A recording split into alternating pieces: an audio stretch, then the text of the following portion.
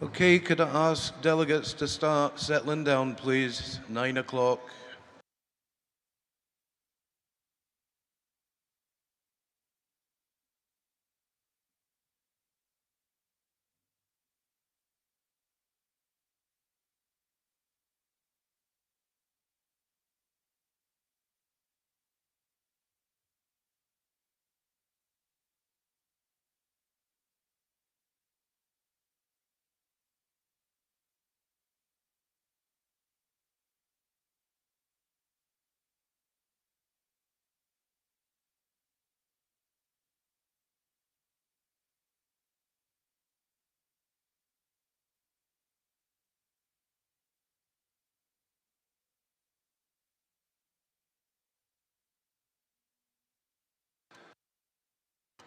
Okay, Congress, please come to order.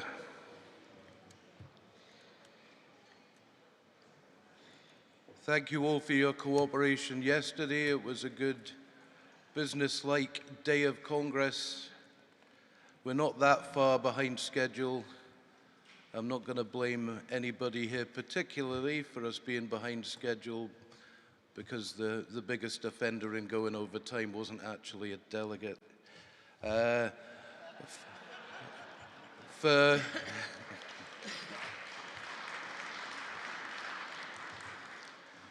It's just to point out as well, when the red light comes on, that actually means you've got 15 seconds to go.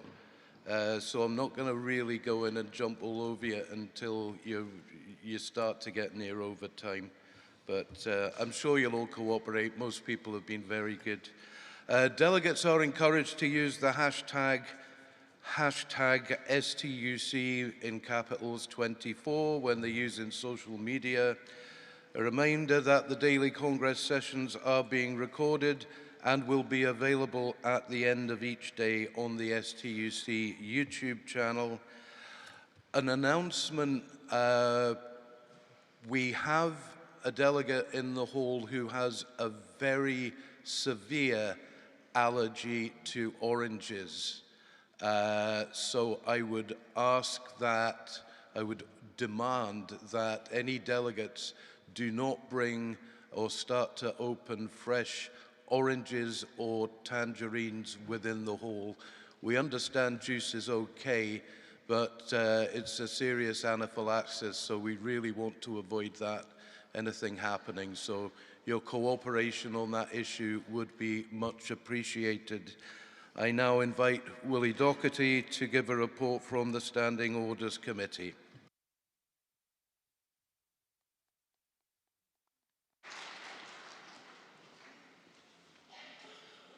Morning, President, Congress. Willie Doherty, Chair of the Standing Orders Committee, presenting the third Standing Orders report. Congress, we have 5 motions and 1 composite that weren't taken from yesterday. These are motions 64, 66, and composite K from the section on public services, and motions 87, 88 and 89 from the section on organising. These will now be taken on Wednesday afternoon.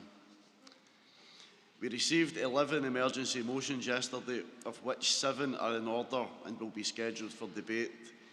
These are detailed in the emergency motions booklet, which will be issued this morning. Tellers will also issue a General Council statement on Palestine for debate this afternoon. Can I ask that all the organisations involved in the debate on military spending to meet with the Standing Orders Committee in the Artists' Lounge at 9:45 this morning? That includes Composite E and motions 17, 18 and 22. The organisations listed in this debate are Clydebank Trade Union Council, North Lanarkshire Trade Union Council, Midlothian Trade Union Council, East Ayrshire Trade Union Council, Elvin and North Ayrshire Trade Union Council, Glasgow Trade Union Council, Edinburgh Trade Union Council and Dumfries and Galloway Trade Union Council. Following yesterday's debates, we have received a number of complaints around delegates shouting into the microphone, which causes significant sensory issues for some delegates with accessibility requirements. I would ask you to note that the President will intervene if this happens again. And with that, I move the third Standing Orders report. Thank you, Willie. Can I have an indication from the hall that that is accepted? Accepted, agreed. Nobody coming to the rostrum. Thank you, Willie. Thank you, Standing Orders. We move on with the morning session and section 4 of the agenda, education, skills and lifelong learning. The first motion is Composite G, covering amended motions 30 and 31, work-related violence, and I call on the EIS to move. I'd also like to ask delegates to make sure they're ready at the rostrum when the debate is scheduled. Morning, President. Colleagues, Paula McEwen, EIS President. I'm wearing my beanie this morning, colleagues. We've got further education lecturer colleagues on strike this morning in Glasgow, starting 3 weeks of rolling action. They'll be out across Scotland over the next 3 weeks. Thanks for your solidarity, colleagues. Composite G is quite lengthy, and I won't have time to talk to all of it this morning, but I can sum it up in 3 words for you. Work shouldn't hurt. Work shouldn't hurt physically, it shouldn't hurt emotionally, it shouldn't hurt through verbal abuse either. It shouldn't hurt if you're face-to-face, online, on the phone. It shouldn't hurt because of your belief system, because of your colour, because of the gender with which you identify, because of a disability, or because of your sexuality. Work just shouldn't hurt. But we know it can, we know it does. We know some of our members are the perpetrators, and we know that there are cohorts of our workforce that are more vulnerable as targets of violence and aggression. The ILO in December 22 published a global report, but you can extrapolate the results to your own context. Almost 1 in 4 workers experience violence and aggression in their workplace. Only half of them disclose or report, and even then, only if there is a repeat of the incident. So their 23% figure is likely higher. They report that young people, migrant workers and salaried women are most exposed to violence and aggression, that young women are twice as likely to suffer sexual violence in the workplace, and migrant women twice as likely again. Around 80% of the EIS's 65,000 members are female. That makes us more susceptible. In our Stand Up for Quality Education survey, which was published at the beginning of this session, 85% of our respondents have witnessed violence and aggression in their schools daily or weekly. That's pupil to teacher aggression, pupil to pupil, and parent to teacher aggressions. It showed that misogyny in our schools is on the increase, and the Scottish Government know that. They've published their Tackling Gender-Based Violence in Schools policy that sits within Equally Safe. But that's a social issue playing out in our schools, and as a movement we have to tackle it at source. Composite G also looks for training. I would urge that we ensure that that training is properly proportionate to the need. The Cabinet Secretary, off the back of our survey and off the back of the Behaviour in Scottish Schools report, pledged £900,000 for training for school staff. In my own authority, their share was £12,000. Just taking teaching staff, that's about £13 a head. That isn't going to tackle violence and aggression in our workplace. Colleagues, we have to support this motion because one of our members being hurt at work is one too many. Please support this motion because work shouldn't hurt. Thank you.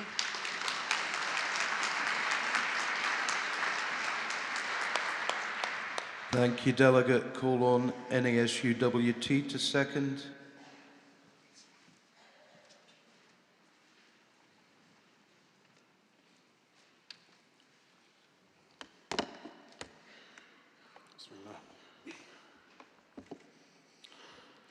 Good morning. My name is Mustafa Akub, and I'm first-time delegate and first-time speaker on behalf on behalf of NASUWT in support or in favour of the motion. President Congress, countless teachers have been forced to abruptly end their careers and endure life-altering trauma due to the scourge of workplace violence, inflicting enduring physical and psychological scars from chronic stress and debilitating anxiety to crippling depression, post-traumatic stress disorder, and even agoraphobia. The toll on the teacher's well-being is profound and pervasive. Moreover, the disruptive presence of violent pupils not only consumes an exorbitant amount of time and energy from school staff and management, but also amplifies stress level and workloads, diverting crucial attention away from nurturing the academic and personal growth of all students. The ripple effect extends beyond the individual, burdening institutions with escalated sickness absence, heightened insurance premium, and the weighty financial obligations of compensation payments. This systematic erosion of our educational environment demands urgent attention and steadfast action to safeguard the welfare of educators and the sanctity of our schools and our institutions. My union, NASUWT, the largest teachers' union in the UK, spearheaded the Better Deal for Teachers campaign, triumphantly securing a staggering £149 million in compensation. This monumental victory not only rectified injustices such as unfair dismissal, redundancy and discrimination, but also addressed critical issues regarding the health, safety and well-being of educators nationwide. Imagine the transformative impact this substantial sum could have on enhancing education services across the country. Our teachers endure a daily battle against fear and despair, haunted by nightmares and tormented by thoughts of ending their own lives, all because the safe haven they once knew as their workplace has been shattered by relentless violence and chaos. As a member of NASUWT, I stand alongside my colleagues in defiance against this assault on our dignity and well-being. We refuse to accept a reality where learning is stifled by fear and teaching becomes an act of survival. Our union stands as a bastion of protection, unwavering in our commitment to safeguarding the safety and welfare of every educator. United in solidarity, we wield the power of our collective voice to hold accountable those who disregard our fundamental rights to a secure workplace. We will not hesitate to take action, including refusing to teach in the face of negligence that jeopardizes our health and safety. No teacher should ever be forced to endure the terror of violence at work. Every teacher deserves the basic human rights of a healthy and safe environment in which to inspire and educate future generations. Congress, it is often the case that workers are blamed for violence incidents and school, yet in truth, our education system is in desperate need of more resources and more trained specialist staff to provide a safe space for all learners. Congress, it's imperative that we acknowledge the intersectionality of behaviour issues in school, particularly regarding race and gender. With both male and female teachers face verbal and physical abuse from pupils, the frequency of such abuse against women teachers and those from black and ethnic minority background is disproportionately higher.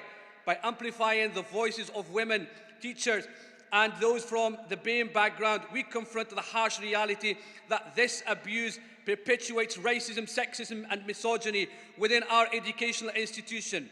Furthermore, it exacerbates the existing inequalities, including the gender pay gap, leading to the resignation, reduced hours and reluctance to pursue promoted positions among women and BAME teachers. In Elgin, a bus driver, a beacon of our community, fell victim to a senseless act of violence at the hands of teenagers. Finish up, please. I will do. The chilling reality of this incident has transformed our buses into surveillance fortresses with CCTV monitoring every corner and sometimes even with 2 workers on board during the twilight hours. What makes this tragedy even more gut-wrenching is the fact that the same teenager was once a student in my own class. The stark realization that someone I once thought could commit such a heinous act is a haunting testament to our urgent need for action. Please support the motion. Thank you, Delegate. GMB Scotland to support.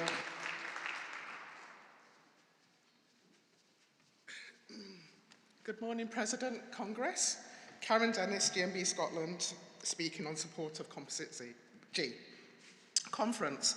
Violence in Scotland schools has always been an issue that staff have had to face on some level, but recent years have seen an intolerable rise aimed at school support and early years staff. A survey of GMB Scotland members found 20% are subject to violence daily.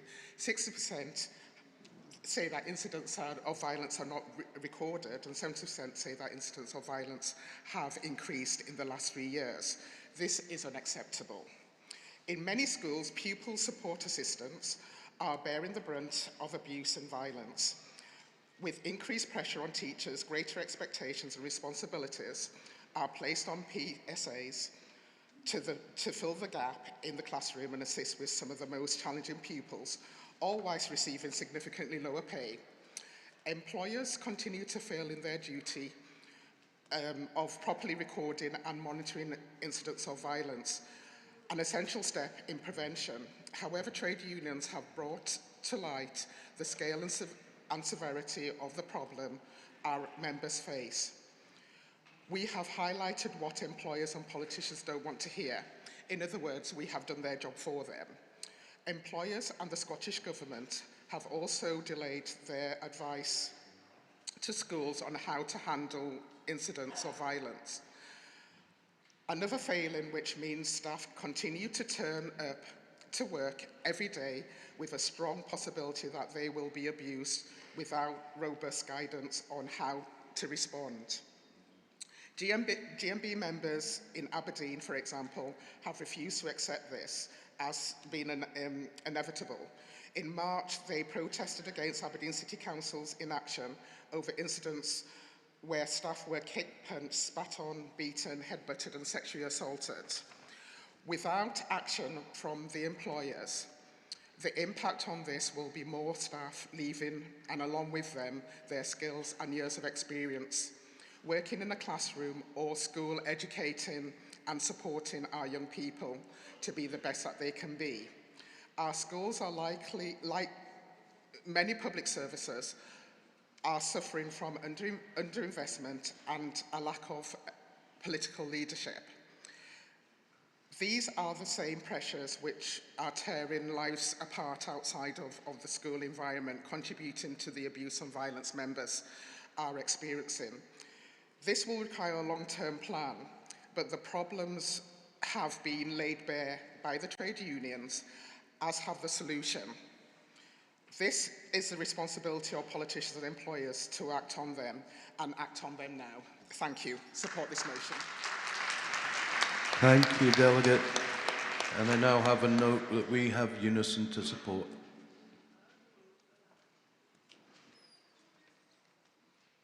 Lorraine Thompson, Unison, speaking in support of Composite G. Congress, no one goes to work to be abused or subject to violence, and that's easy to say, but it's something that employers are finding increasingly difficult to deliver. There are a few surveys mentioned in this composite, and just let me mention another. Every year, Unison sends out a Freedom of Information request to every public body in Scotland asking about violence in the workplace. It's a massive job, but it also makes for depressing reading as the responses come in. It's bleak across the board, but just let's look at violence in schools. In 2023, depending on which council you look at, schools and nurseries together account for between 80 to 98% of all violent incidents reported against council staff. In total, that is over 35,000 incidents. The majority against support staff. Unison is aware that a substantial number of incidents are not being reported by education staff, and this is for many reasons, including, and most concerningly, that there's a mistaken belief that violent incidents are part of your job. There's a feeling that it's pointless to make reports as previous reports have been ignored or haven't been addressed, or there is no awareness that violent incidents should be reported or how to report them, and a massive concern that when you do report them, your debriefing consists of, what did you do wrong? What did you do different? So that's why this composite is so important. We need to campaign to ensure that employers properly record and respond to incidences of violence, and we need to work at making sure that our members know how to report incidents and have them investigated. But most of all, we need to make sure that all of our members, wherever they work, know that violence absolutely is not part of the job. Thank you.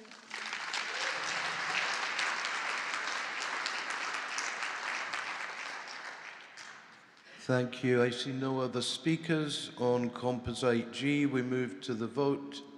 Sorry, is that somebody? Please be quick. Thank you.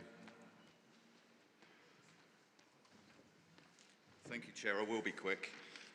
Just wanted to touch on this because... Could you introduce yourself? Sorry, introduce myself. Sorry, my name's Graham Haynes, Unite the Union, lifelong bus driver from Inverness. Speaking in support of the motions, and there's no way to put this lightly or politely, but we recently had a member die because of antisocial behaviour in Elgin bus station. It was pointed out earlier. He was beaten to death.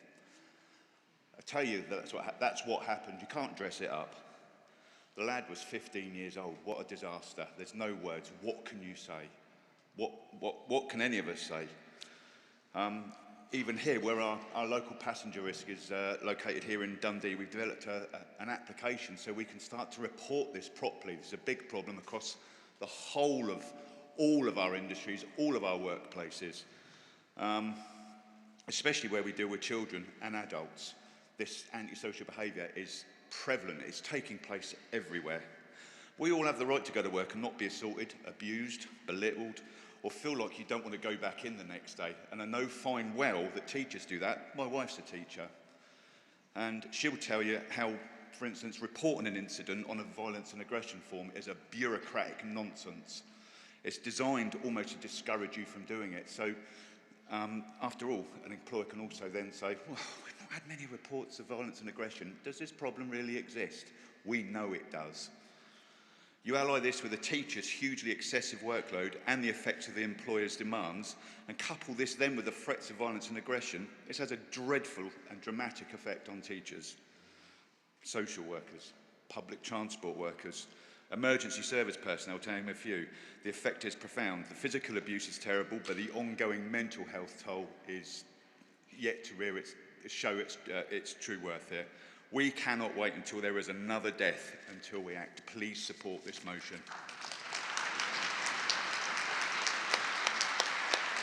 Thank you, Delegate, for that important contribution. We now move to the vote. Composite G, all those in favour? All those against? Any abstentions? I think that's unanimous. Thank you.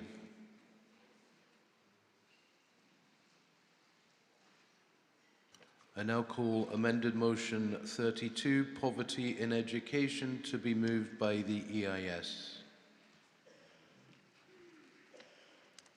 Thanks, President. Andrea Bradley, EIS. Congress, we'd be forgiven for being depressed that in 2024, in one of the richest countries in the world, we're having to debate yet another motion on the impact of poverty on young people's education. Who wouldn't find it depressing that more than a quarter of children in Scotland are still living in poverty? That thousands of our children go to school in the morning with nothing in their stomachs because there's no food for a breakfast in the fridge, and too often go to sleep at night in cold bedrooms because there's not enough food in the cupboards to feed them or even to have the heating on? Who wouldn't be dismayed to think about how the lack of food, clothes and warmth and the stigma that comes with all that drags young people down at school, holds them back from achieving? Who wouldn't be dismayed to think about all of that? You might think that a decade and a half of this appallingly bleak reality would grind us into acceptance of poverty as a fact of life, rather than seeing it as the calculated political choice that it absolutely is. But Congress, far from being depressed into meek acceptance of poverty as a naturally occurring phenomenon, we should be absolutely raging that the issue of child poverty is appearing yet again on this Congress agenda. And in the EIS, we are absolutely seething, absolutely livid that the citizens of this country are being subjected to a political and economic paradigm that's predicated on the existence of poverty for the benefit of an elite, already wealth-laden few. Poverty that ruins childhoods and wrecks the life chances of young people. Because being poor doesn't just hold kids back in primary 1 or 5 or 7 when they're learning to read and write and think and create and to regulate their emotions, or when they sit their national 4s or 5s or highers in secondary school or college.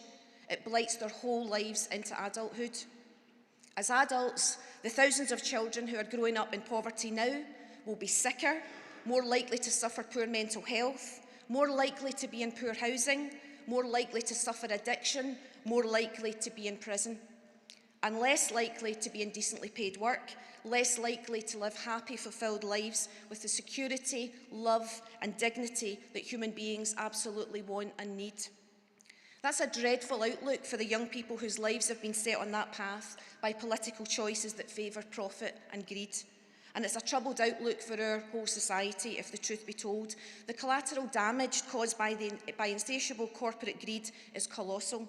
Poverty costs lives, and its effects cost society an absolute fortune. The Institute of Public Policy Research has found that health boards in Scotland are spending billions tackling poverty. Life expectancy in this country is declining for the first time since the creation of the NHS, and people now die younger here than in any other Western European country, and we spend more of our shortened lives in poor health. The human and societal cost of poverty is why the trade union movement can never be resigned to accepting it. It's why we have to fight and fight and fight for as long as it takes until the paradigm shifts. And as an education union, the EIS is crystal clear that the education is a critical cornerstone in the fight against that unjust paradigm at the moment. Congress, our schools, colleges, teachers and lecturers can't single-handedly eradicate poverty from Scotland. We're not miracle workers, but we do believe that quality education has to be the cornerstone of any society founded on social justice principles. And it's why the EIS has supported the Scottish Government's national priority, its mission to reduce the poverty-related achievement and attainment gap, to ensure that our education system enables young people to achieve on an equitable basis to their peers, no matter how much money their parents have. That's right, that's socially just. The mission is sound, but the strategy is far from it. Congress, you don't fight poverty by not expanding universal free school meals to all school-aged young people, by hemorrhaging teachers from early years education, by letting teacher numbers drop in our schools time after time.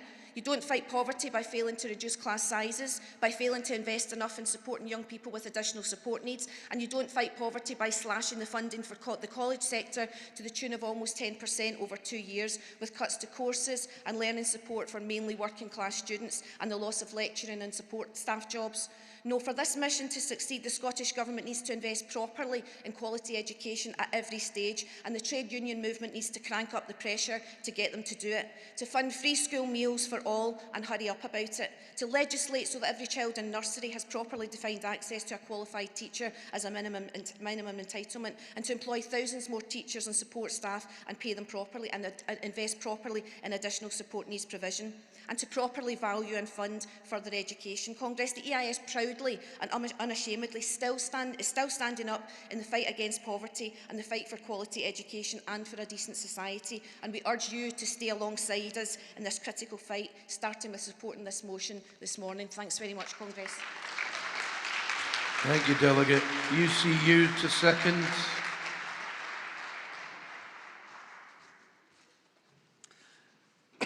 President, Congress, Douglas Chalmers, UCU Scotland, seconding the amended motion 32. UCU are so pleased that our colleagues in EIS brought this motion forward and accepted our amendment. We think it's important that we acknowledge that poverty in education also appears post-16 in the colleges and in universities as well. Although UCU doesn't organise in colleges here, we do in universities in Scotland. I teach in Glasgow Caledonian University, what they call a post-92 university, and we're quite big, 20,000 students approximately.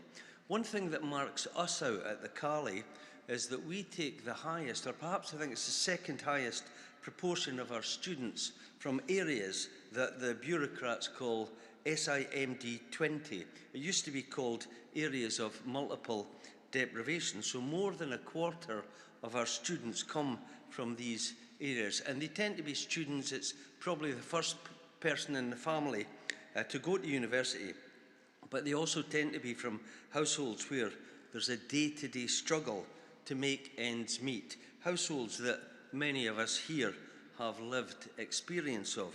Last year, our principal decided to set up free breakfasts for students and actually for staff, the way it worked. The result was you couldn't get into our refectory from 8 o'clock until 11 unless you stood in a queue for about 15 minutes.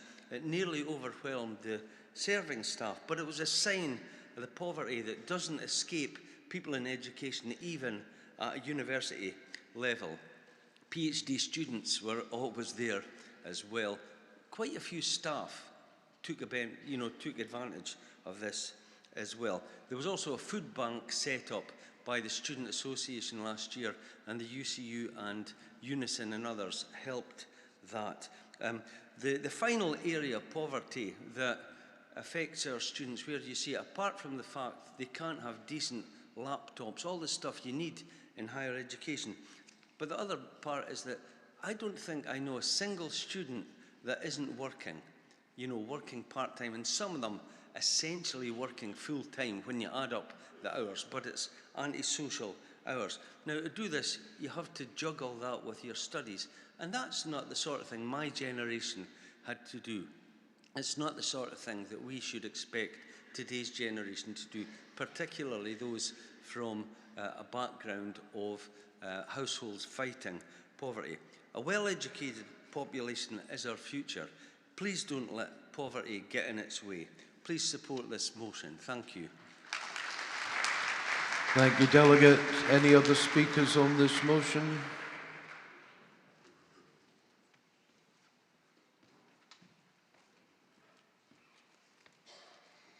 Lorraine Thompson, Unison, speaking in support of amended motion 32. Congress, the Scottish Government have recognised that there is a poverty-related attainment gap, and they've pledged to tackle it, and that's good. But you don't tackle the difficulties facing children by announcing a target. You do that by employing more people in schools, people working with and for children who are living in poverty, people that can help children overcome the difficulties that they face. And you don't recruit them through ministerial warm words either. You get them with cold hard cash, and that's what our councils aren't getting. All of us that represent the council workforce have issues with council leaderships, whether that's managers or politicians, if you can tell the difference between them.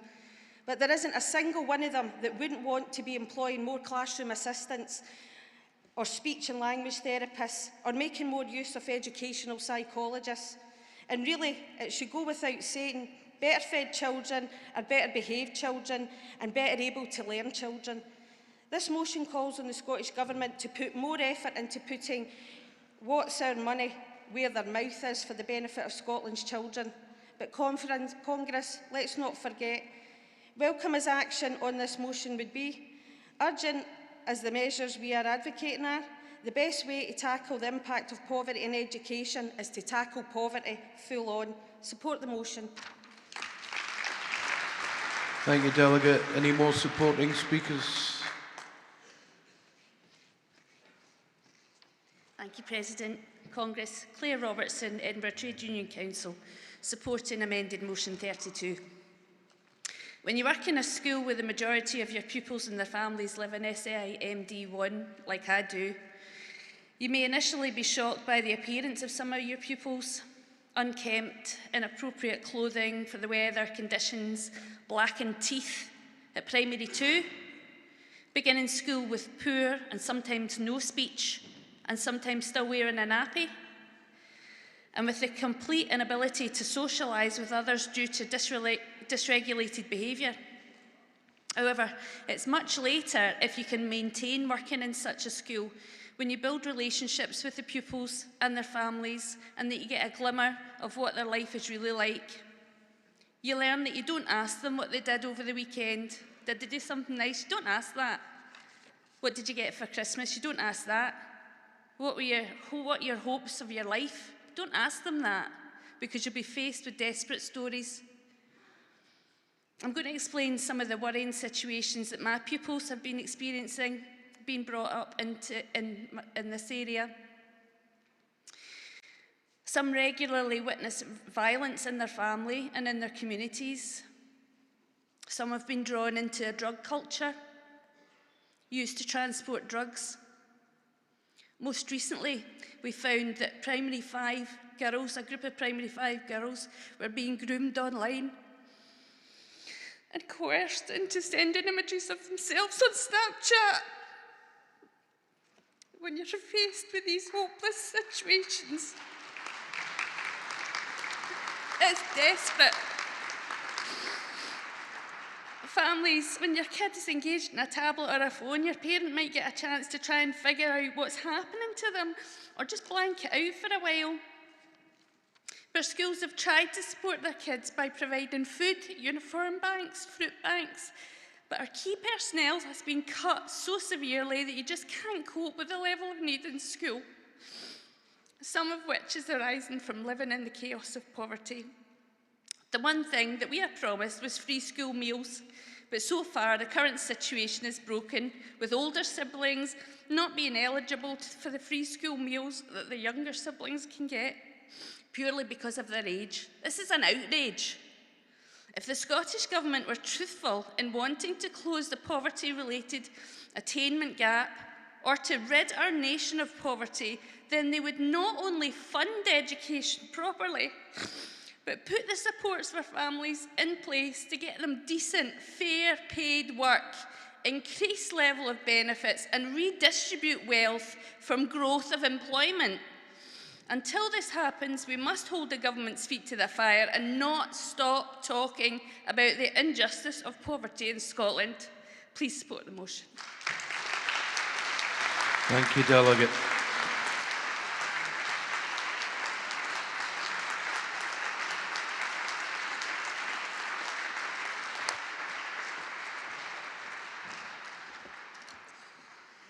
Conference Chair Lynn Davis, Fife Trade Council, first time speaker, first time delegate.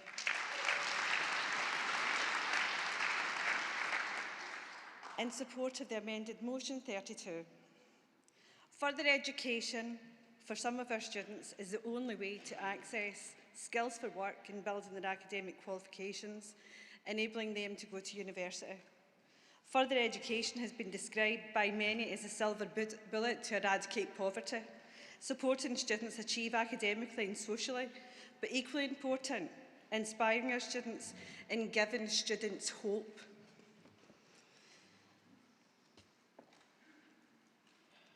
However, further education has been under attack with a decade of cuts. Latterly, this has involved job cuts, cuts to courses, all of which affect our most vulnerable groups in our disadvantaged working class communities.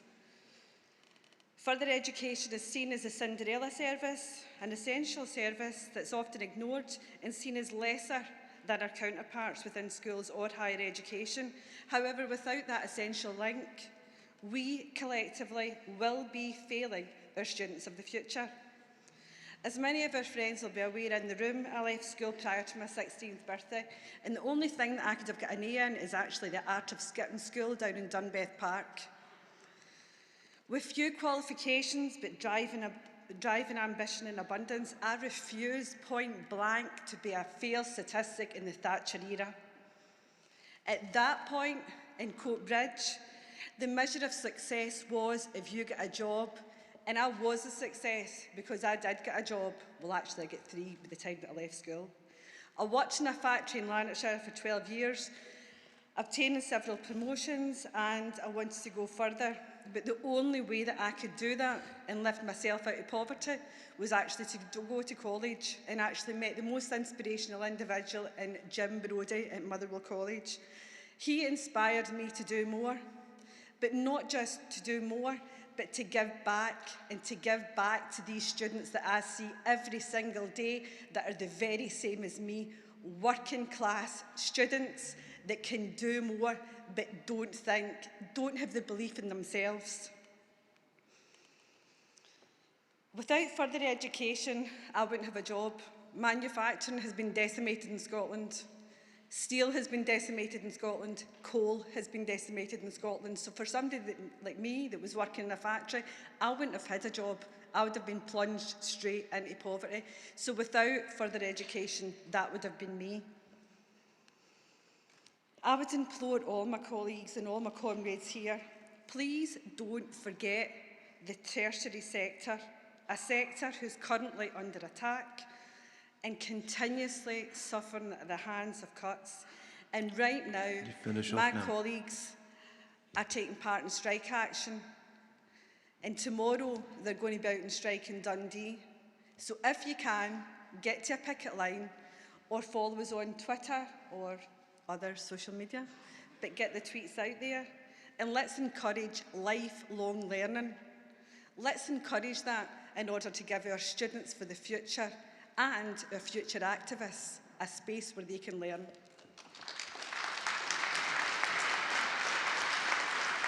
Thank you, delegates. No other speakers on this one. Amended motion 32, poverty and education. Can I see all those in favour? 100. All those against? Any abstentions? That's unanimous. Thank you.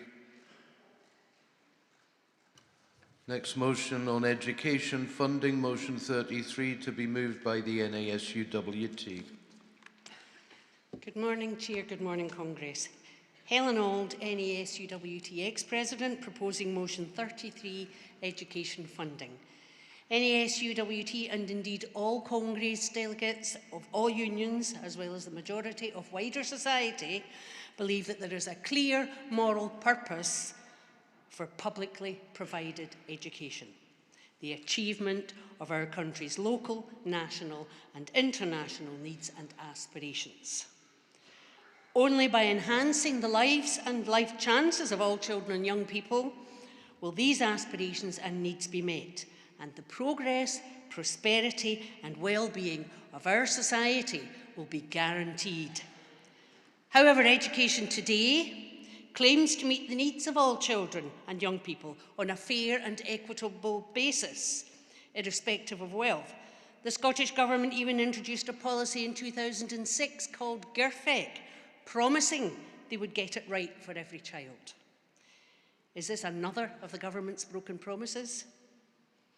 The NASUWT believes that the funding mechanism for schools must raise educational standards for all pupils, narrow the attainment gap, provide equality of opportunity for all learners, secure value for public money in the short, medium and long-term educational provision, ensure the provision currently provided by local authorities of high-quality education and related support services for children and young people, and provide for the operation of the national pay and condition frameworks for teachers and head teachers, and enable schools to recruit and retain the high-quality workforce. And finally, enhance democratic participation and accountability. Does our existing system meet these aspirations? The deep and wide-reaching effects on the society of COVID-19 pandemic caused long-term issues. It presented a real opportunity to achieve a fairer and more equal post-COVID Scotland, where recovery would be a long-term process. Deep-rooted structural issues affecting the lives of children and young people, highlighted by the pandemic, could have been addressed. In my experience as a classroom teacher, these have been lost opportunities, and education recovery has been a lip service only provision. Instead, we've been left in a situation in schools which is untenable. We have a presumption of mainstream system which advocates inclusion. Congress, inclusion should be about children and young people learning at their own pace, reaching their own potential, being accepted by all in whichever educational situation suits them best. Inclusion is not about mainstream. It's about proper investment to ensure that the 70% increase in children requiring additional support in schools is properly funded, not, as at present, being drastically reduced. Children in mainstream with dyslexia can now only rely on classroom teachers for support because of reduction in pupil support assistants. Pupils in S1 and S2 who are currently following the broad general education curriculum are frequently seeing between 22, 23 teachers per week. How can good pupil-teacher relationships develop, ensuring effective learning and teaching, especially in young people with ASN, no matter how much vital information has been shared for smooth transition? How can we ensure young people can learn in their own appropriate way, using sensory circuits, sensory rooms, bounce room, hydrotherapy pools, if no proper investment is made? Good CPD training for staff is limited due to budget restraints. Not enough age-appropriate, stage-appropriate education resources for young teenagers who are working at first or early levels. The residual negative impacts of the pandemic are being further compounded by the current cost of living crisis. Congress, the mechanism by which state schools are funded is critical. National funding levels are currently insufficient. Please support this motion. Thank you, Delegate. Do we have a seconder? President, Congress, Graham Smith from United Union, seconding motion 33 on education funding. Comrades this morning have explained passionately, eloquently and comprehensively the issues facing pupils and schools. The social issues continue to increase as austerity is a scourge on society. I'm going to cover two aspects of the motion that are very important. My Unite comrade yesterday pointed out that local governments are being funded over the next 3 years by plugging the gap, pilfering the pension fund. There's a further worrying trend to how we're funding local government. We're seeing more wee piecemeal things thrown in. We're getting carrots dangled. We're getting workplace parking levies, which are a form of double taxation on workers. They're getting taxed on while they're doing their job, and then they're getting taxed on those wages. We're seeing tourist tax. We're seeing the retention of non-domestic rates from free ports. All of these ways of funding local government carry externalities. They have extra things that will see cities turned into Disneyland. We'll see councils blamed for not being business friendly. We'll see workers' terms and conditions within free ports driven into the ground.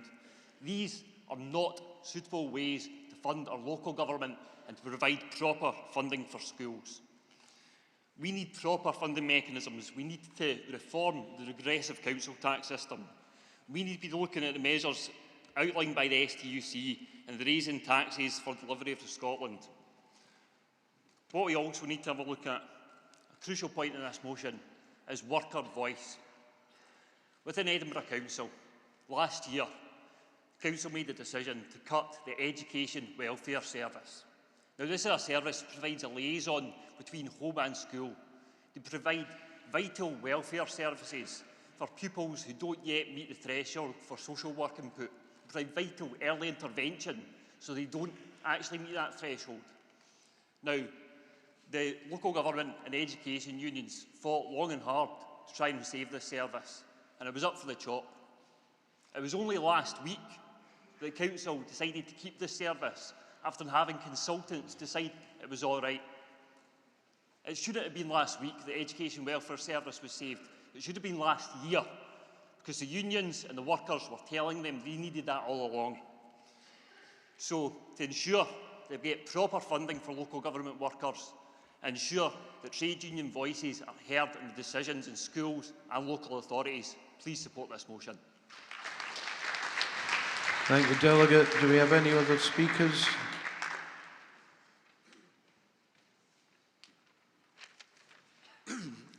morning, Congress. Neil Anderson, EIS, supporting motion 33. I work for Glasgow City Council as a teacher in a special needs unit in a mainstream secondary school. This year's Glasgow Council budget is set to reduce teaching staff by 172 this year and 450 over the next 3-year period. I don't have numbers for reductions in other education staff, but they are going down as well, including support workers. I'm sure anyone involved or informed about the state of education in Scotland at the moment would agree that it's not good. We already have staffing shortages, and what should be an opposite, but we have a crisis in teacher recruitment as well. And the main reason for that is because getting a permanent job after your probationary year is almost impossible. And it's very likely that in Glasgow won't be employing any of this year's probationers on a permanent basis next year.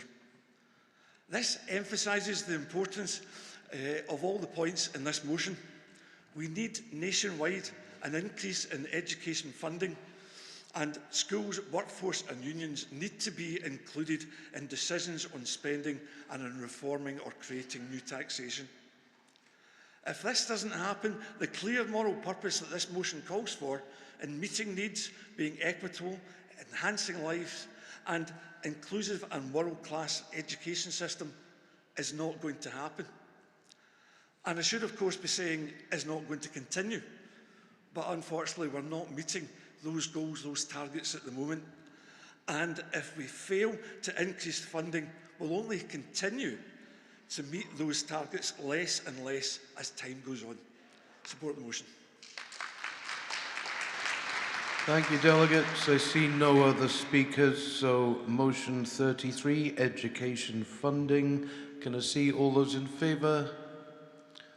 All those against? Any abstentions? That's carried. Thank you. We now move to motion 34, modern languages provision in higher education, to be moved by UCU. Thank you, President. Good morning, Congress. Marianne Winters, UCU, moving motion 34. First of all, congratulations to the Aberdeen UCU branch for averting the threat of compulsory redundancies. Yeah, do clap. Even if the fight isn't over yet, this success is a clear and strong signal to all other universities who might contemplate taking similar measures. In recent years, attacks on the humanities in higher education, and specifically cuts in language provision, have increased in frequency and scale across the country. For example, we have seen cuts at Glasgow Caledonian University, Napier University, Dundee University, Heriot-Watt University, and this is just in Scotland. If it's not radical threat of closing down whole departments, it's death by 1,000 cuts. It's cuts in the range of languages offered, it's cuts in the range of programs offered, and ultimately it's cuts in the number of institutions offering language provision altogether. One of the problems in all this is appropriate funding. Of course, there's a general issue of shortage of higher education funding, which applies to the subject of languages, of course, but also to any other subject.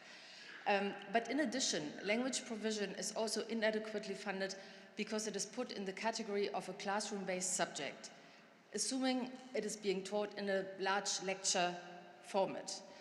Classroom-based is the lowest price group, which means that the money a university gets for students studying languages is lower than for a student studying, for example, medicine, because that is a subject that is lab-based, which means it's small classes. However, languages can only also be taught in small classes, in labs, in language labs, in interpreting labs, in computing labs. So the subject is in the wrong price group.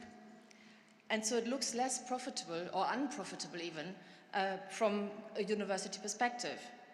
And this is why it's often at the front of the queue when universities are looking to cut staff numbers. And this imbalance of funding creates a permanent state of job insecurity for staff working in the subject area of languages.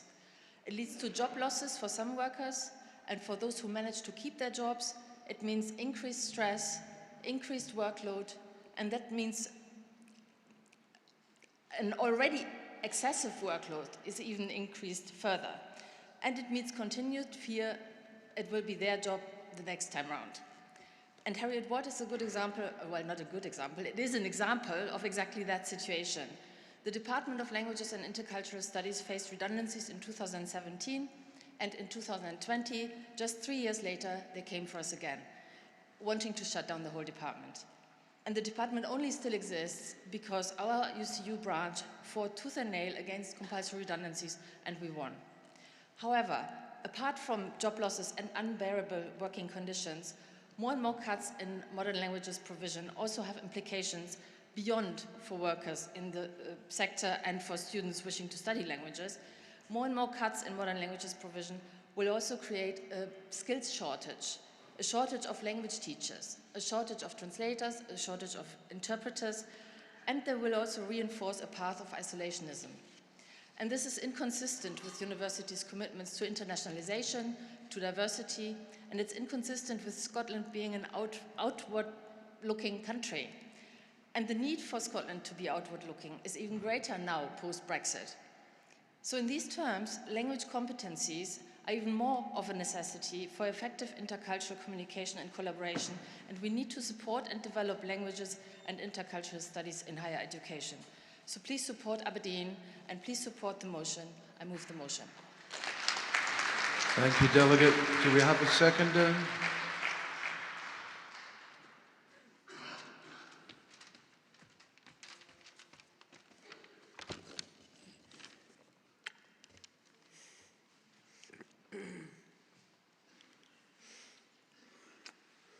President Congress Kathleen Kennedy interview, she said many more people. Aberdeen Trade Union Council have been proud to support our delegate from UCU and University Brown fighting cuts to modern language program. These cuts are bad for university, bad for workers, bad for students, and also bad for the northeast of Scotland. It's not just an employment issue, it's an issue for our communities in the northeast of Scotland. We already having problems filling teaching jobs, including modern language. The end of teaching amateur and modern language in the university level be far fewer prepared for teacher graduating in the area. And we already having difficulty filling pools. No advanced training of modern language, no overtime. We can only make things worse. My mum, Beth,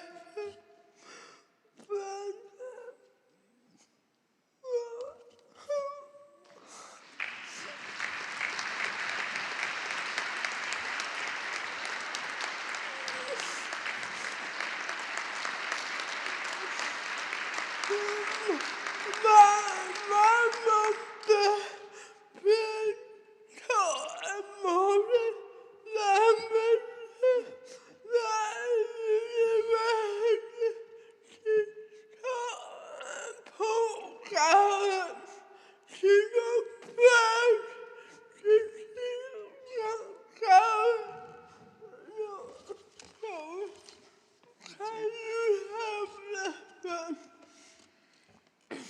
Kathleen's mum's best friend taught languages. She taught Gaelic at the university.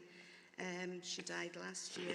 She was proud to be part of the university that was outward facing and creative and promoted teaching and research in a range of different languages. She would be utterly appalled at these cuts.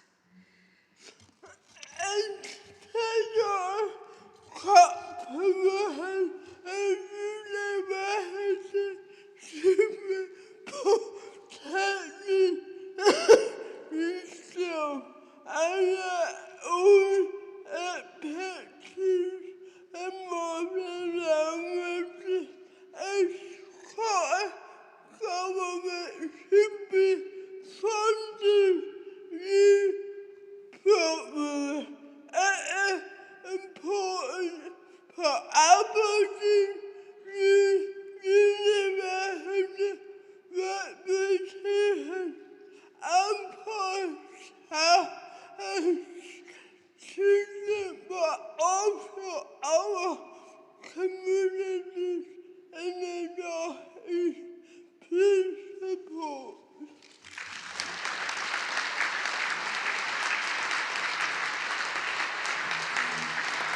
Thank you, Kathleen.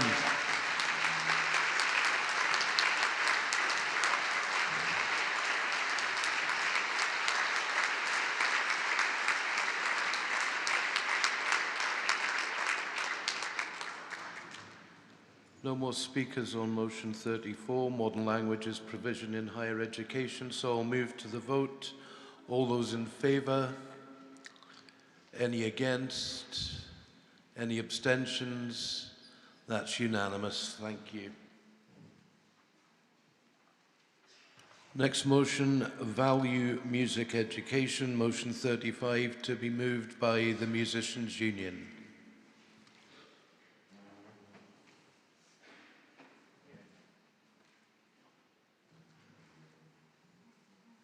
This has obviously taken the Musicians' Union by surprise.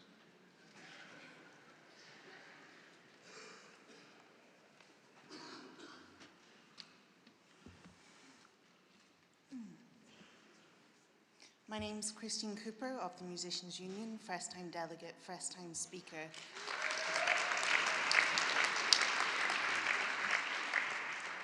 Here to move this motion. Today I stand before you to underscore the invaluable importance of music education and the contribution of those musicians and teachers who deliver it inside and outside of schools.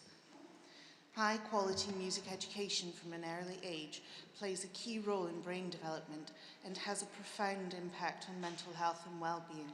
It helps to develop language, motor skills, emotional intelligence, and collaboration skills. By providing students with opportunities to engage with music, we not only cultivate their artistic talents, but also promote their overall health and happiness. Music education nurtures essential skills such as collaboration, critical thinking, and with students learning to communicate effectively and work together towards a common goal. By incorporating music into education, we provide students with a well-rounded skill set that prepares them for success in the modern world.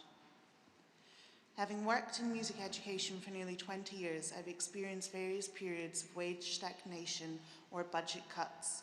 For example, going years without any wage rise, let alone in line with inflation. Seeing budgets reduced or altogether cut. Seeing children lose their social structures and friend groups when something is reduced or removed. And seeing provision stretched further year on year. If we do not invest in music education, then it also risks excluding those who cannot afford it. Furthermore, music education plays a crucial role in economic prosperity. The music industry is a significant contributor to the economy, and in 2019, the music industry contributed $5.8 billion to the UK economy. The industry not only offers employment opportunities, but is also directly engaged in the education of our next generation of musicians, from outreach programs of our national orchestras to the paid internships offered by major record labels. By investing in music education, we not only foster the next generation of musicians into the world-leading industry, but support those within music education. However, despite the undeniable value of structured music education, funding for programmes like the Youth Music Initiative has lagged significantly behind union-recommended teaching rates, putting the livelihoods of dedicated music educators at risk and limiting Youth Music Initiative delivery. Surveys demonstrate significant numbers of teachers and music performers leaving the profession, lack of contract or job security, and professionals earning comparatively low or unreliable incomes, increased demands placed on those remaining in the profession, and music educators leaving the professions as budgets are cut whilst demand for access to learning increases. Therefore, I urge this Congress to prioritise the funding and support of music education initiatives, address challenges faced by the sector, and stand with the Musicians' Union where jobs and careers are threatened by cuts to music services. Together, let us recognise the profound impact that music education has on our youth and communities as a whole, reaffirm our commitment to providing comprehensive music education for all, and foster a society where creativity thrives, diversity is celebrated, and every individual has the chance to flourish. Thank you very much. Thank you, Delegate. The seconder, please. President, colleagues, Susan Quinn, EIS. Happy to second this motion. Victor Hugo said, music expresses that which cannot be said and on which it is impossible to be silent. And on this issue, sisters and brothers, we cannot be silent. EIS stands strongly with the Musicians' Union in challenging all attempts to cut funding in music education. Cuts in education see us on the highway to hell with music and the other expressive arts sidelined for subjects which are deemed to be more tolerable because we want to make our young people employable. But if we tolerate this sidelining of music, then we fail our children. Music is a means to engage pupils in education who might otherwise struggle. Recently, the joy on the faces of pupils in my own school when we worked with Scottish Opera demonstrated the true value of music education. Pupils who struggled to remain in class for a whole range of additional support needs played a full part in performing. And colleagues, if I could turn back time, every pupil in Scottish schools would have received such opportunities in music education. Music within our education system enhances access to literacy. Literacy work can answer the question of how do you solve the problem in engaging pupils who are disengaged from school life, and should play a clear role in the development of confident individuals. Colleagues, we didn't start the fire when it comes to having to fight this better budgets for music education. But as sure as the sun will come up tomorrow, you can bet your bottom dollar that we will fight. Colleagues, we know the power of music to deliver a message, and our children deserve the right to develop that understanding. Small art and love and beauty, their drudging spirits new. Yes, it's bread that we fight for, but we fight for roses too. Please support this motion.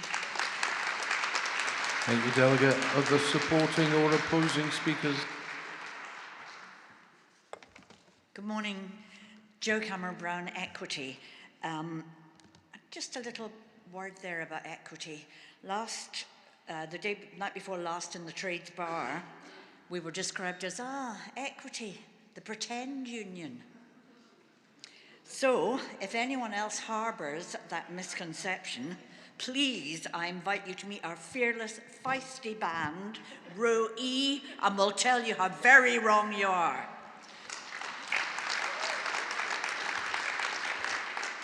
There's so much talk about well-being, about mental health awareness, and I trust it's not presumptuous of me to maintain that the value of our artistic and cultural horizon is a crucial part of that, as the proposer said, and education, of course, is where that starts.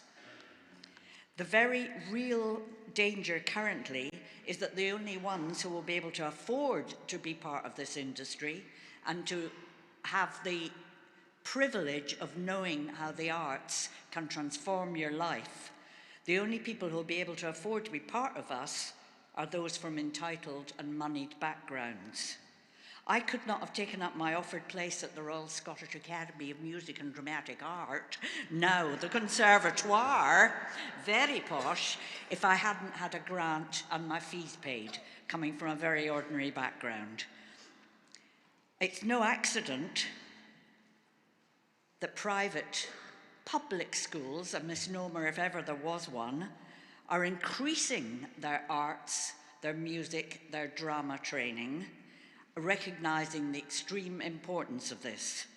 The state of art, performance, theatres and studios in schools like Eton and Harrow, they have two fabulous, in both of these schools and in many of the others, state-of-the-art that any town or city in Scotland and any band of vagabond performers like myself would be thrilled to work in. They're way beyond most of what professionals are given to work in. And let's not get started on the number of publicly owned libraries, theatres, donated by benefactors for the public good that are being sold off by cash-strapped councils and bought up by money-grabbing, greedy, opportunistic property developers. I was inspired and energised by the music and drama training in my state school. My beginnings in our industry were with groundbreaking theatre companies like 784, Monstrous Regiment, and the Theatre in Education movement. I'm currently chair of a charity, Safety Curtain, which grew out of our union, Equity, that pretend union, remember, the International Committee for Artists' Freedom. To finish off now, please. We support our fellow musicians, actors, performance practitioners globally in places where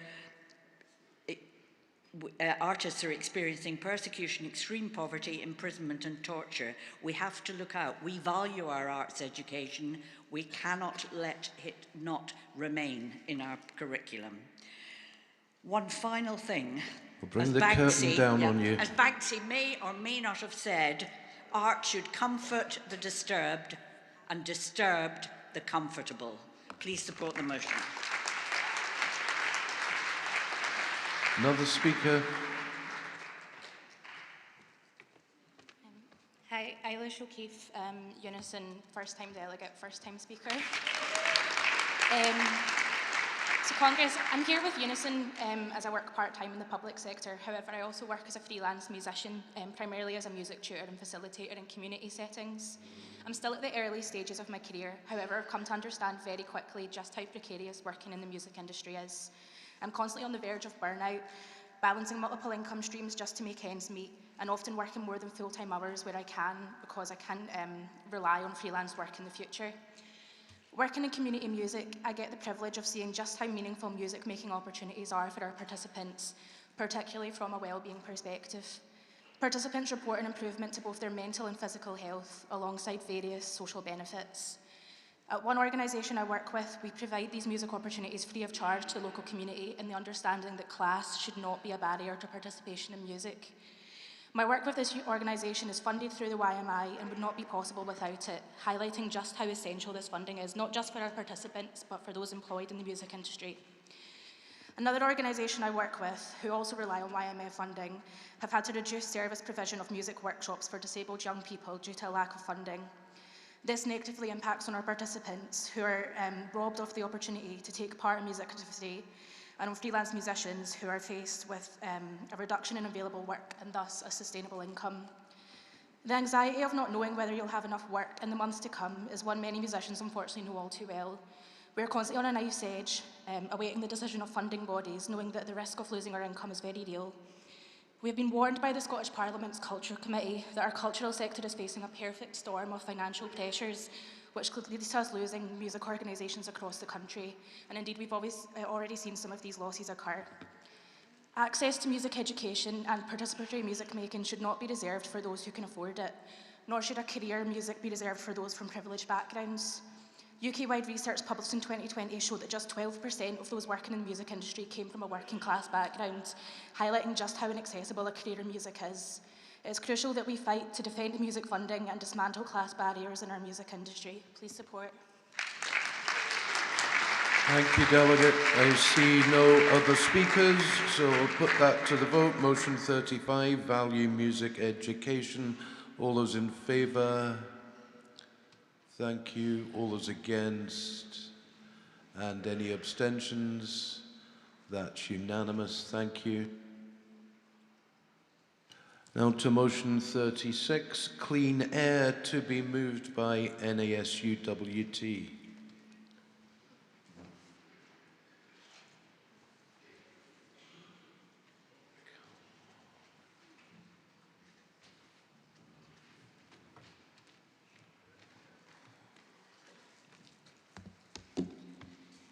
Chair, Congress. Rod McCready, National Executive Member for NASUWT, proposing motion 36, clean air. Air pollution is quite simply the contamination of the air that we breathe, whether that's by an increase in chemicals like CO2, physical particulates like dust, or microparticles, or even biological substances like viruses and bacteria. Many health-based charities now carry information regarding air pollutants on their websites. For example, the British Heart Foundation tells visitors to their site that when we breathe contaminated air, pollutants can travel deep into the bloodstream, into the heart. Some of these are microplastics, including particulates from tyres. These particulates make it more difficult for our blood to flow freely, making our blood more likely to clot, damaging blood vessels by making them narrow and harder, all of which puts a great strain on your heart and quite likely makes it far more difficult to do anything strenuous or even exercise. It is well documented that air pollution is a risk factor for a number of other diseases such as cancer, asthma, ischemic heart disease, stroke and COPD. And it's not just particulate matter that pollutes our air. There is also nitrogen dioxide, sulphur dioxide, ozone and many more. In 2015, the World Health Assembly adopted a landmark resolution on air quality and health. They set air quality guideline labels, AQGs, and tell us that exceeding these levels is associated with important risks to public health. On further studies on the harm caused by pollutants becoming available, AQG levels were revised in 2021, meaning that Scotland's current pollution targets are now above WHO guidelines. But those limits are set by WHO for yearly averages. What we know is that even short-term peaks in air pollution can have significant unwanted effects on our health.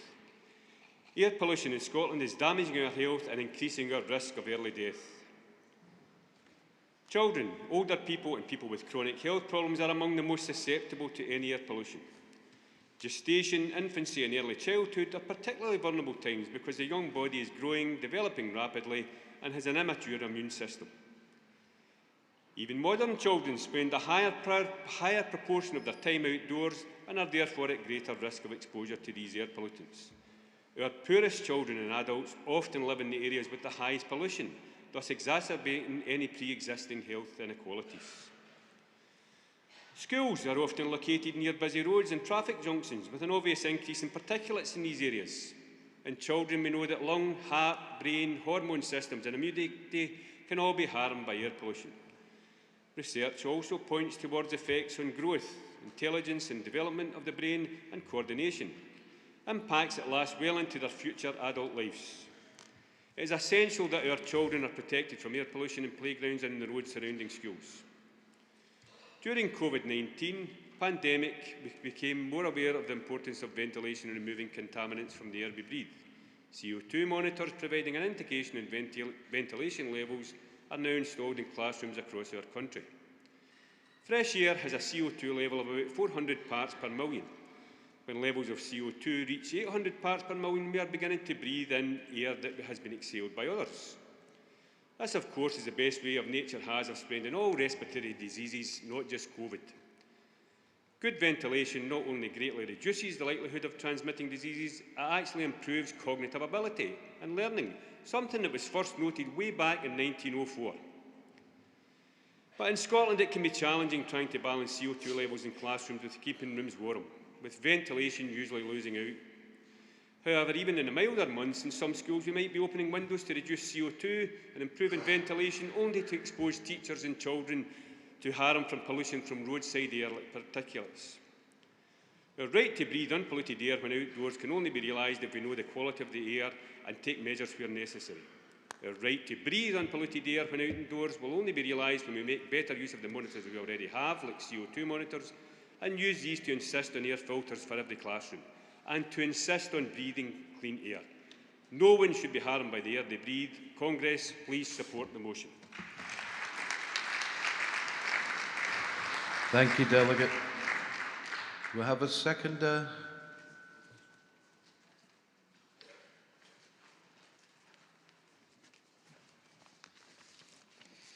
President, Congress, Morag Houston, Unison Scotland.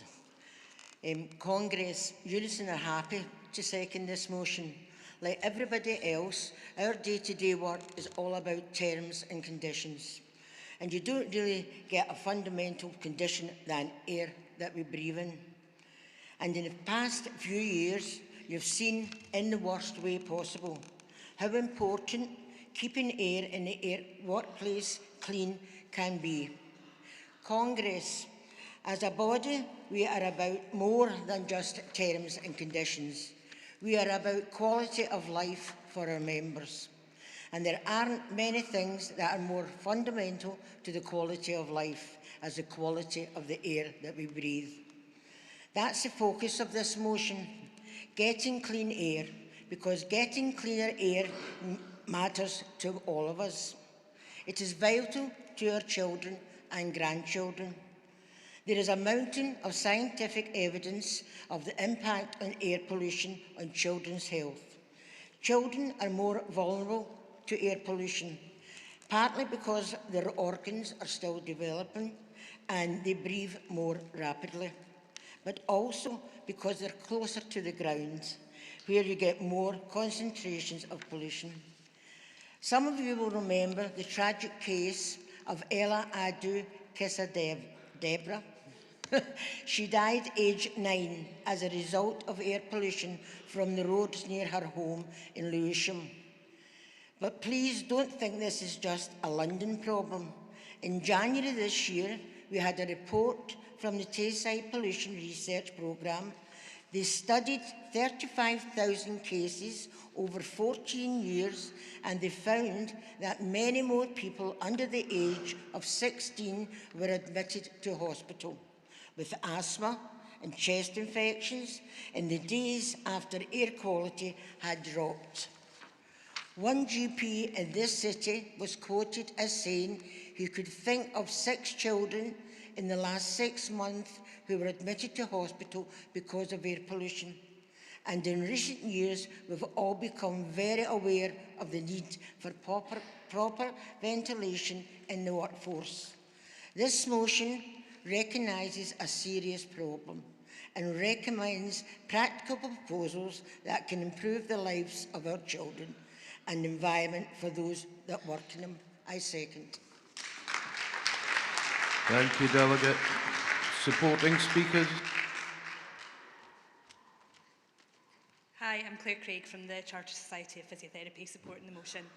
I just wanted to bring up how many people in this room are coughing and sniffling today. I know that I have been over the last couple of weeks. There's a few hands already going off. I saw that happening.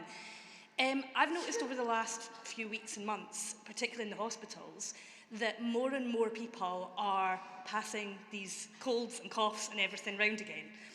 During COVID, we wore our masks. We mitigated for that. Did anyone notice that the coughs and colds that you got went down? We know there's guidelines for new builds, but our old buildings don't have the same ventilation guidelines that we do, that get put in place for new buildings. England has stronger guidelines at the moment for ventilation in old buildings than Scotland does. Why are we not the same? Why are we not pushing for that same level that's happening just across the border? So I have friends that had long COVID that are back in buildings that are talking a lot about this just now. This goes beyond schools. We have to think about it in all our public sector buildings, which are old, which are small, and which when we're sitting in an office with someone coughing and sniffling, we don't want to get those bugs anymore. So please do support in terms of that and really focusing in on that ventilation and building section of this motion. Thanks. Thank you, Delegate. I see no further speakers, so we'll move to the vote on motion 36, Clean Air. Can I see all those in favour? Thank you. All those against? Any abstentions? That's unanimous.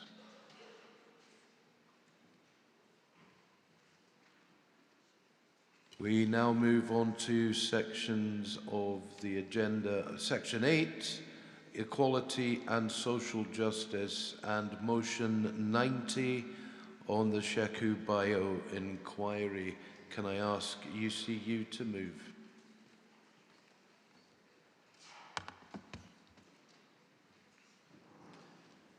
President, Congress, Grant Butters, UCU, moving motion 90.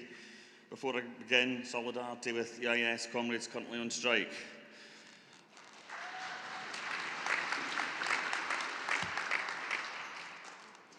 On the morning of the 3rd of May 2015 in Kirkcaldy, Sheku Bayo was walking home. He never made it. He was intercepted and restrained by the police and died at their hands. Now, time here does not allow me to cover everything I'd like to say about Sheku and the horrific events that led to his death, but I will do my best to summarise, and in doing so draw heavily on words of his family and of their solicitor, Amar Anwar.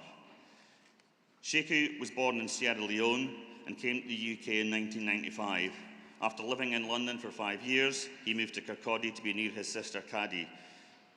At the time of his death, Sheku was training to be a gas engineer and was a father to 2 young sons. When the police arrived, Sheku was unarmed. He had no knife, nor was one ever found on him, yet he was the one who was instantly met with CS spray, Paba spray and batons. In less than 50 seconds of the first police arriving, Sheku was on the ground, handcuffed, restrained with leg and ankle cuffs, and would never get up again, losing consciousness and dying. Let me say this again. Almost immediately after being approached by the police, this young man was dead. When his lifeless body was put in the ambulance, he was still shackled like a slave, with over 24 separate injuries, cuts, lacerations, bruises, and a broken rib. After being robbed of his life, he wasn't even allowed dignity in death.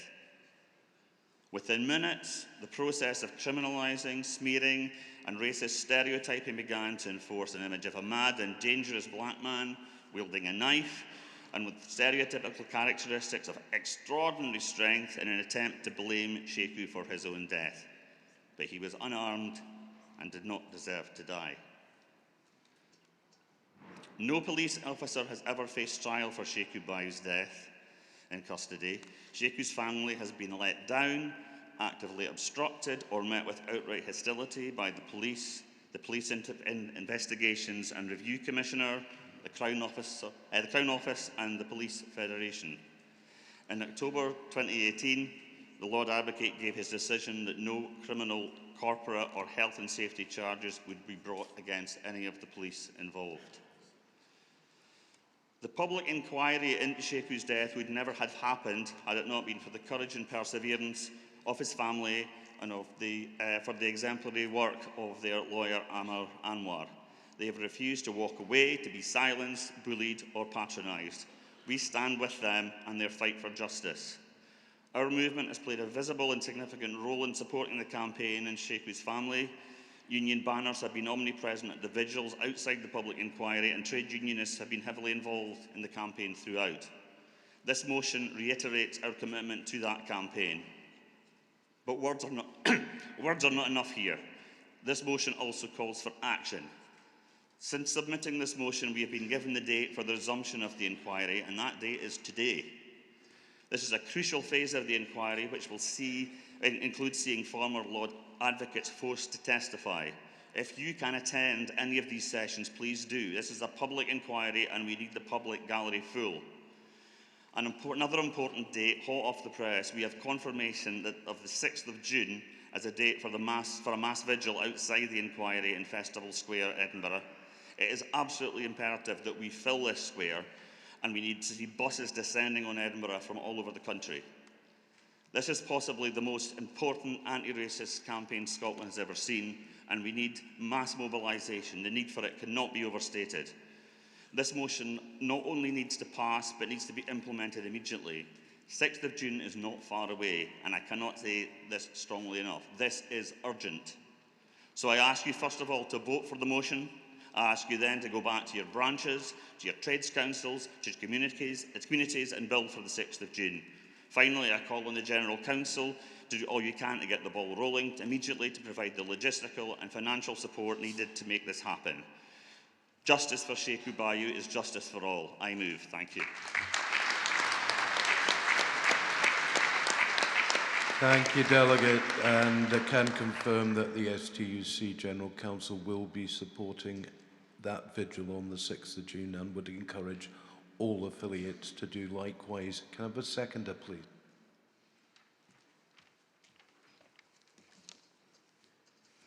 Good morning, Congress. I'm Leo Roxanne Hill, seconding this motion on behalf of the STUC Black Workers Conference. President, Congress. Firstly, I'd like to express my solidarity to EIS fella in Glasgow, Moan the Workers. I would also like to thank UCU for putting this motion forward and for continuing to keep the Justice for Sheikh Bayou campaign visible within our movement. I'd also like to thank every trade unionist who has attended the public inquiry and the vigils which have been held outside of the inquiry since it started in May 2022. Many of you attended the fringe meetings yesterday where we heard from Caddy Johnston, Sheikhu's sister, and Amar Anwar, the family lawyer. We heard about police brutality, cover-ups, surveillance, abuse, threats, false media reporting, and the true violent face of the state. It's a familiar story, as the trade union movement is only too familiar with. It was only in 2015 that the Independent Police Complaints Commission reported that during the Battle of Orgreave, there was evidence of excessive violence by police officers, a false narrative from police exaggerating violence by minors, perjury by officers given evidence to prosecute the arrested men, and an apparent cover-up of that perjury by senior officers. It's been 9 years since Sheikh Bayou died at the age of 31, and his family have not stopped fighting for justice. They relive Sheikhu's violent and sudden death at every hearing of the public inquiry. As Sheikhu's children get older, his family need to be able to share memories of his life and not his death with them. And to do this, they need to be able to grieve. Sheikhu's family's fight is not only for him, it's for Katie Allen, Alan Marshall, Badreen Adam, and for all those who have lost their lives to the violence of the state. The trade union movement has a long history of fighting for justice, and as the inquiry moves into its final stages, few opportunities remain for us to offer our support. The STUC have offered their support to the campaign since 2015, which I'd like to express my thanks and those of Sheikhu's family as well. Affiliates can and should support this campaign and should support the family. As has already been said, we are the public. We are able to go and hold our institutions and hold the state to account. Do so. Attend the inquiry, share information, some of which you can find on the new STUC website. Raise funds for the family who have received no financial support in their fight for justice and rely on agency work. Join the Day of Action in June. As Caddy said yesterday, I know my fight is your fight, and we will cling tight to each other until justice prevails. Congress, please support this motion. Thank you, Delegate. Another supporting motion? Mover, Speaker.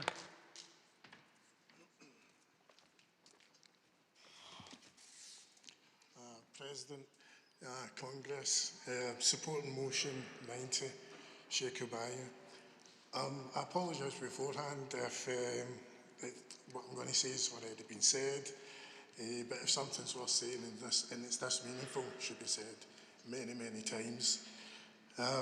As I say, Sheikh Bayou's tragic death at the hands of police in 2015 just highlighted the systemic and systematic discrimination and racial profiling of black people who get stalked by the police. You know, this could be anywhere in Scotland or throughout the whole of the UK. But it's a death, it's one death too many. And so we just have to set an example and show that the Police Scotland, the Lord Advocate, the justice system, that, you know, I'm here supporting the motion and the family, but I'm here as a trade unionist, I'm here as a member of the public, and the police should answer to us, they should answer. And justice is our right, it's not a privilege, you know, for the few. So by supporting Sheikh Bayou's motion, I want us to demand accountability from the police, from the justice system, and to prevent any future tragedies that may befall any individual out there, regardless of colour, and ensure that going forward we can change the justice system as a whole. Please support the motion. Thank you, Delegate. Next speaker. Good morning, Sean McNamara, EIS, supporting this motion. President, comrades, Amir Anwar started the Fringe meeting yesterday with the statement, "Justice is a right, not a privilege." This motion calls on Congress to support the Bio family in the pursuit of this right.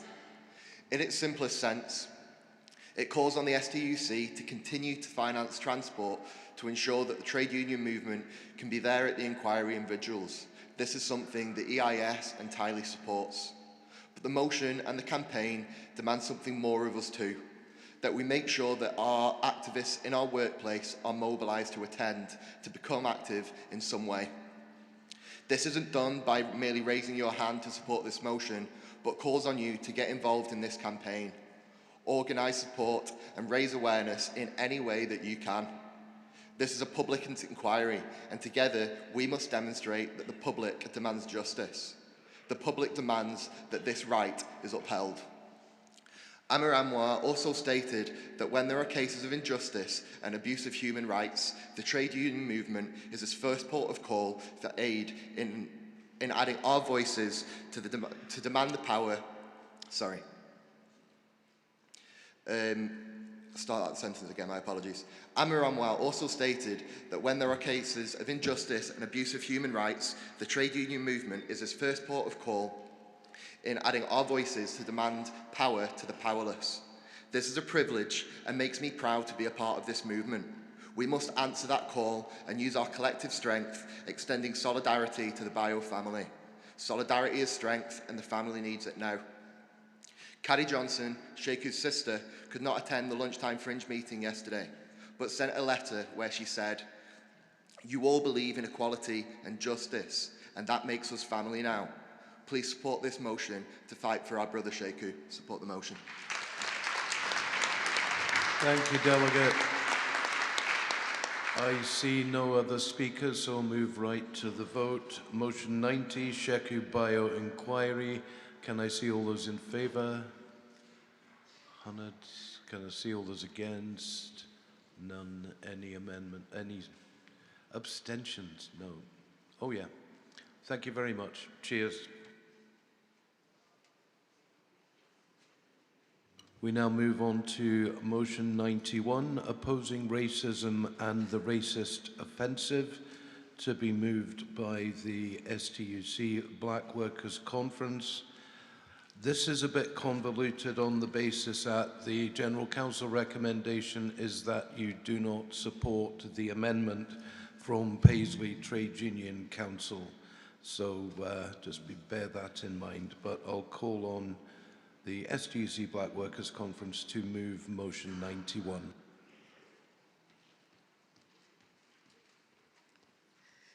Thank you, President. Conference. Talat Ahmed, moving motion 91, opposing racism and the racist offensive on behalf of the STUC Black Workers Committee.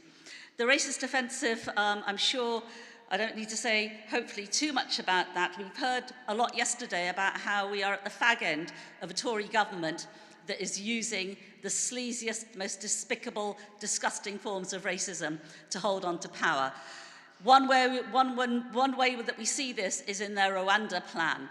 Today is the day that that plan is being debated, even though it has been rejected by every single human rights organisation as being unworkable, unfair and immoral. The Tories are determined to get this through. And believe me, when they push this through, they've already said that they want flights to take off for Rwanda. There will be deportations. There will be snatch squads, which will come into our communities to grab people and shove them away on flights to goodness knows where. Rwanda, obviously, is the one place where they have an agreement. But they're also talking about other places to go and dump people, such as Armenia, the Ivory Coast, and so on. We know how they have used unfit barges across the country to put refugees and asylum seekers. We know ourselves here in Scotland how they put people in hotels in Erskine and in Elgin. And this has been happening across the country. And across the country, the anti-racist movement has stood up and said, no, they are not going to do this to people in our communities. Stand Up to Racism has worked over the last few years with the STUC, with trade union affiliates, with community organisations to say that we will not allow this racist offensive to continue. This is a general election year, and this is going to be the filthiest racist campaign that we have ever seen in our lifetimes. Back in 1968, when Enoch Powell made his Rivers of Blood speech, he was sacked by the Tory